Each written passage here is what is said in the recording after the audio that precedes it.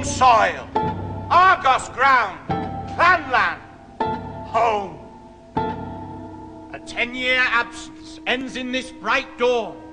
Most hopes were shipwrecked, one scraped back safe. The hope that I'd make it back home here to die and find rest in the earth I most cherish. Earth, earth, sun, sun. Zeus, god chief, highest of he-gods, Apollo, god seer, Pythian prophet.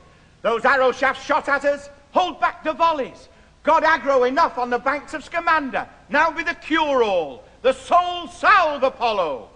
Hermes, he-god, herald of high god clans, guardian of heralds to men down below and heroes, under whose gaze we were drafted, welcome us back. Those few spared the spear thrust. House of our clan chief, homes of my bloodkin, throne stones and godstones, facing the sun's glare. If ever you once did, welcome your king back. Look on him with kind eyes after his absence, like a bright firebrand blazing through darkness to stop us all stumbling. King Agamemnon, welcome him warmly. He's earned your warm welcome.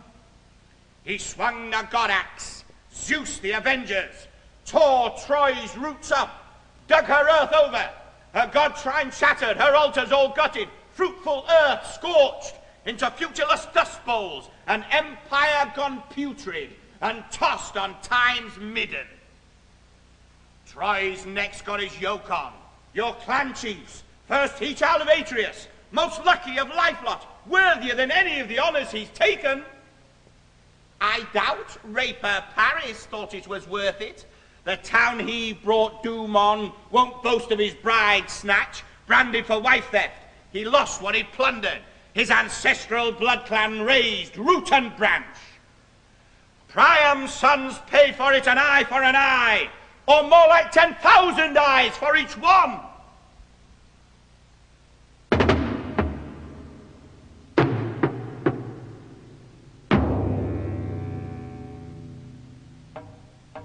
Welcome, herald. Your home. The war's far behind.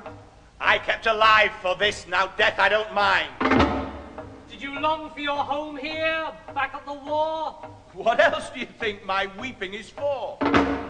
You could say it was sweet, in a way, your disease. Sweet? A disease? What riddles are these? That longing you had, we caught it here too. You long for us as we long for you. So much that our gloom made us groan with despair. What made you so gloomy? Our being out there? It's best for our safety if no more is said. With the clan chiefs away, what caused you this dread? Like you, we too wouldn't mind being dead.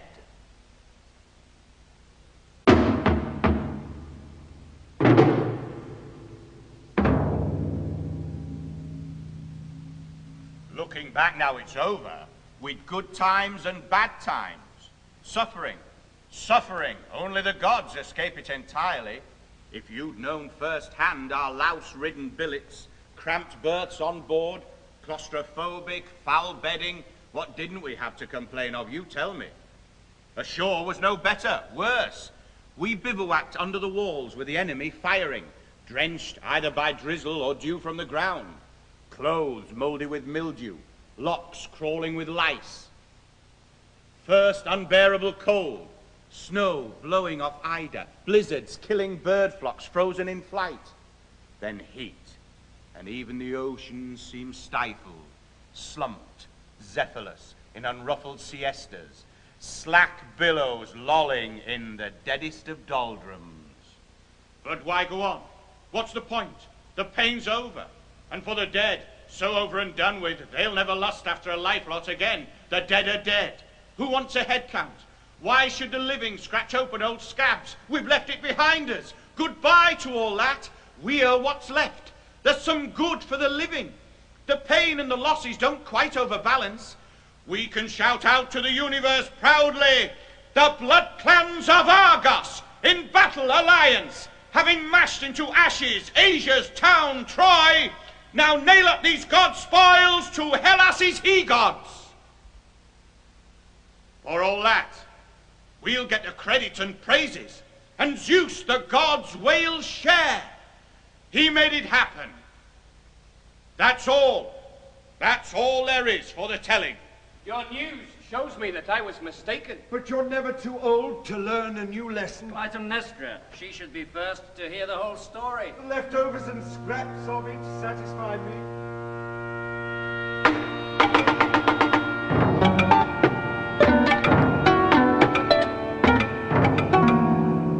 I started my triumph cry some time ago, when the first flame messenger arrived in the darkness proclaiming the capture and downfall of Troy.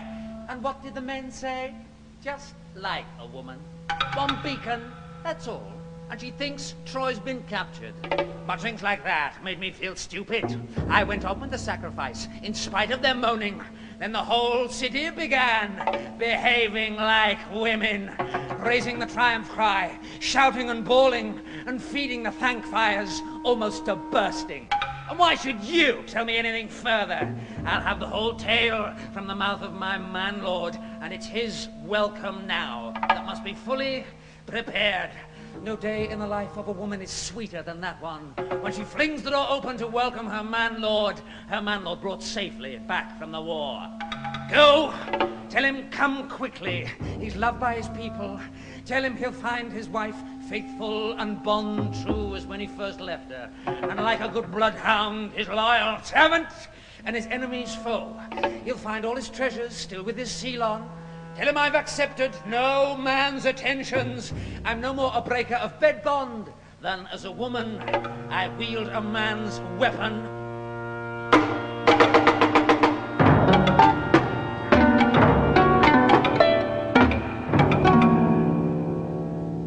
All the words of the woman are clear enough. If those who are listening give all their ears. Herald, what about Menelaus, our other clan chief? You haven't said he's home safe as well.